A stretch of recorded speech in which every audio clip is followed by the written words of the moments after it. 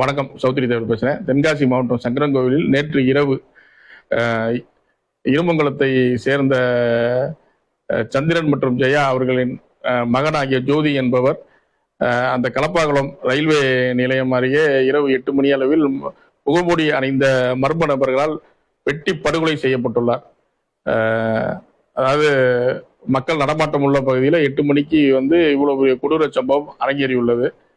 இன்று காலை குற்றவாளிகளை கண்டுபிடிக்க சொல்லி அந்த பகுதியில் சாலை மறியல் மற்றும் பதட்டமான சூழ்நிலை நிலவுகிறது. தென்காசி மாவட்ட காவல்துறை இதுல தலையிட்டு இதன் உண்மை குற்றவாளிகளை உடனடியாக கைது செய்து சட்டத்தின் முன் நிறுத்த வேண்டும். மேலும் பதட்டம் வராமல் தடுக்க வேண்டும். மேலும் இது சம்பந்தப்பட்ட விஷயங்கள்ல வேறு யாருக்கும் எந்த ஆபத்தும் இல்லாமல் உடனடியான நடவடிக்கை தேவை.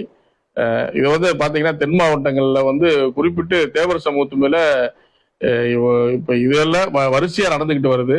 இதுக்கெல்லாம் ஒரு முற்றுப்புள்ளி வைக்கணும். சட்டம் இரும்பு கரம் கொண்டு இந்த குற்றச்செயல்களை தடுக்க வேண்டும்.